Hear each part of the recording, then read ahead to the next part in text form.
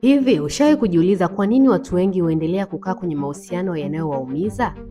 Naitwa Sofia kutoka Hidden Gold Insight. Karibu tena kwenye Hidden Gold Insight Relationship Series and Family. Leo kabla tujaanza, ningependa nikusomee barua ya wiki kama kawaida.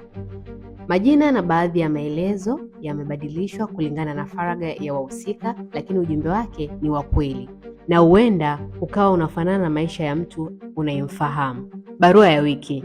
Dada Sophie, nina miaka 32.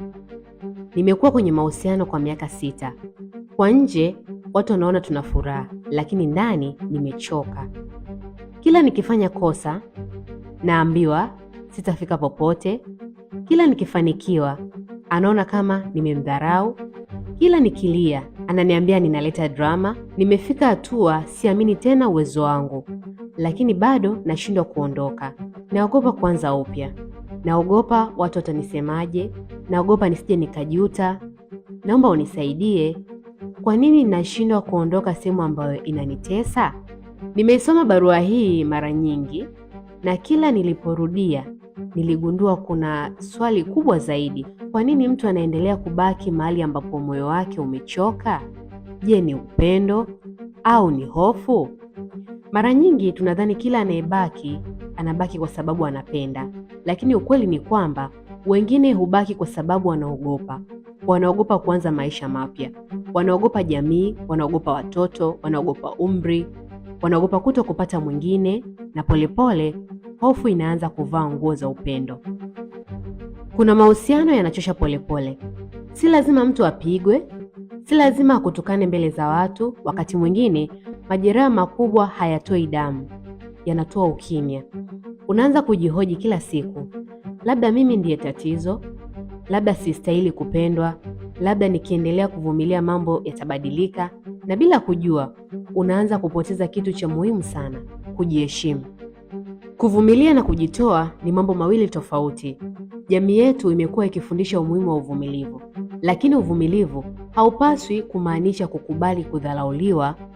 Kujitoa kwenye mahusiano ni tendo la upendo, lakini kujifuta kabisa si upendo.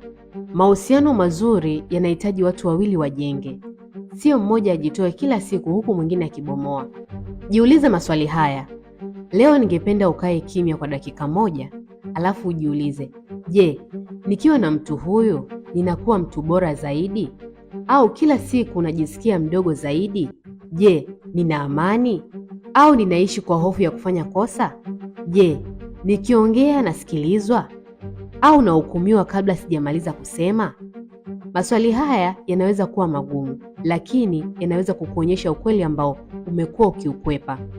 Mara nyingi tunasema mapenzi yanahitaji kujitoa. Ni kweli, lakini pia mapenzi yanahitaji kuheshimiana, kwa sababu mahali ambapo heshima imekufa, upendo nao huanza kupoteza pumzi. Kabla sijaondoka, asante kwa kuendelea kuniandikia. Kila barua ninayoisoma inanifundisha kuwa hakuna maisha yasiyo na changamoto, lakini pia inanipa matumaini kuwa bado kuna watu wanaotafuta hekima badala ya hukumu.